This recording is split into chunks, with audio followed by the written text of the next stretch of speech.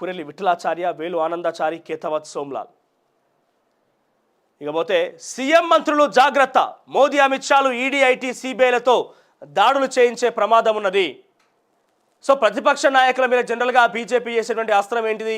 సిబిఐనో ఈడీనో ఐటీనో పంపించి వాళ్ళని ఇబ్బందులకు గురి చేయాలనే ప్రయత్నం. సో ఆ రకంగా మీ మీద కూడా ఫోకస్ చేసే అవకాశం ఉన్నది. కేంద్రంలో ప్రభుత్వం వాళ్ళది ఉన్నది కాబట్టి ఈ పార్లమెంట్ ఎన్నికల్లో కనుక తెలంగాణలో బీజేపీ పూర్తిగా అంటే కాంగ్రెస్ కనుక పూర్తిగా బలపడి ఉంటే, బలపడుతున్న సందర్భం కనిపిస్తే డెఫినెట్గా దీన్ని కట్టడి చేసేందుకు, ఆర్థిక అంశాల మీద దెబ్బ కొట్టేందుకు బీజేపీ డెఫినెట్గా ప్రయత్నం చేస్తుంది. ప్రజలు తస్మా జాగ్రత్తగా ఉండాలంటూ కూడా ఖర్గే హెచ్చరించారు. మరోవైపు రైతు బంధు విషయంలో రేవంత్ రెడ్డి మరోసారి దాన్ని పొడిగించి అంటే మాట తప్పినట్టు కనిపిస్తుంది. ఎందుకంటే ఆ ప్రభుత్వంలో ఉన్నటువంటి మంత్రివర్గంలో మంత్రులు ఈ నెలాఖరికల్లా పూర్తిస్థాయి రైతు బంధు అమలు చేస్తామన్నప్పటికీ నిన్న రేవంత్ రెడ్డి ఆ సభా వేదికగా ఫిబ్రవరి నెలాఖరికల్లా అని చెప్పడం అనేది ఏమవుతుందనంటే మరింత ఆశ్చర్యానికి, వీళ్ళ యొక్క మాట తప్పుడు విధానాలకి మరింత ఊతమిస్తున్నది. ఇప్పటికే రైతులు కొంత ఇబ్బంది పడుతున్నారు. రైతు సాయం కింద పూర్తిగా రైతుల యొక్క సమస్యలు తీర్చకపోవచ్చు, కానీ పెట్టుబడి సాయం అనేది ఎంతో కొంత ఉపశమనం కలిగిస్తుంది రైతులకి. సో ఈ నేపథ్యంలో రేవంత్ రెడ్డి అనే వ్యక్తి గతంలో దావోస్ వేదికగా మాట్లాడినప్పుడు, రైతు డిక్లరేషన్లో మాట్లాడినప్పుడు, లండన్లో అభిమానులతో మాట్లాడినప్పుడు, ముఖ్యమంత్రిగా అయిన తర్వాత కూడా రైతు బంధు పథకం ఇచ్చేసినాం, కానీ బీఆర్ఎస్ పార్టీ నాయకులే కావాలని మమ్మల్ని ప్రజలు రెచ్చగొడుతున్నారని చెప్పి మాట్లాడారు. తర్వాత మీరు పిసిసి అధ్యక్షుడిగా ప్రతిపక్ష పాత్ర ఉన్నప్పుడు 9వ తేదీ నుంచి రైతు బంధు పథకం, రైతు భరోసా ఇస్తాం అని చెప్పారు. రైతు డిక్లరేషన్లో అంశాలను పొందుపరిచిరు. అయినప్పటికీ ఆన్ గోయింగ్ ప్రాజెక్ట్స్ అయినటువంటి రైతు బంధు, పెన్షన్ లాంటి పథకాలకి కాస్త తాత్సారం జరగడం, ఇబ్బంది కలగడం అనేది అటు ప్రజల్లో ఆందోళన కలిగిస్తోంది.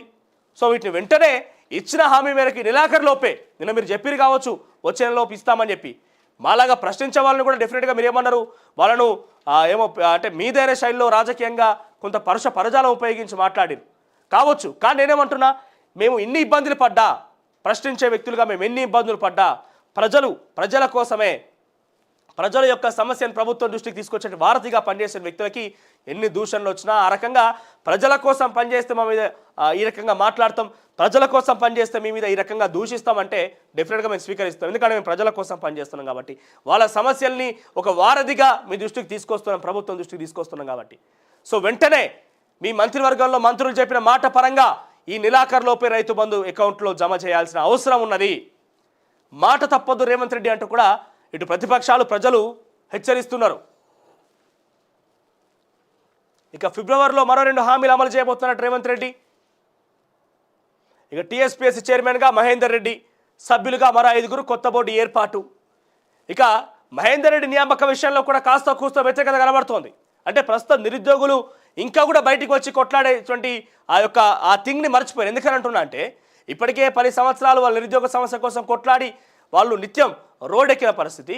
ఇప్పుడు అంతో ఇంతో కాంగ్రెస్ పార్టీకి మద్దతుగా నిలిచి వాళ్ళు యాత్రలు చేపట్టి ప్రజలు అవగాహన కల్పించి రకరకాలుగా కాంగ్రెస్ పార్టీ గెలుపు కోసం వాళ్ళు తీవ్ర కృషి చేస్తే, వాళ్ళ కృషికి గుర్తింపు లేకపోగా గతంలో ఎవరైతే వారిని వంచి వాళ్ళని ఇబ్బందులు పెట్టి వాళ్ళలో లాఠీ చార్జులు రకరకాలుగా వాళ్ళ విషయంలో ఇబ్బందులకు గురి చేసిన వ్యక్తి మహేందర్ రెడ్డిని మరోసారి టీఎస్పీఎస్సీ చైర్మన్గా నియమించడం అనేది ఒక రకంగా షేమ్ ఆన్ కాంగ్రెస్ గవర్నమెంట్ అంటూ కూడా ట్విట్టర్లో దీన్ని ట్రెండ్ చేస్తున్న పరిస్థితి.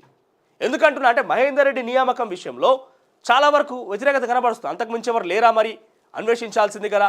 ఒక అధికారిని, రిటైర్డ్ అధికారి ఎందుకు, ప్రస్తుతం సర్వీస్లో ఉన్న అధికారిని కూడా నియమించుకోవచ్చు కదా. ఆ రకం కూడా పెద్ద ఎత్తున భిన్న వాదనలు వినిపిస్తున్నాయి.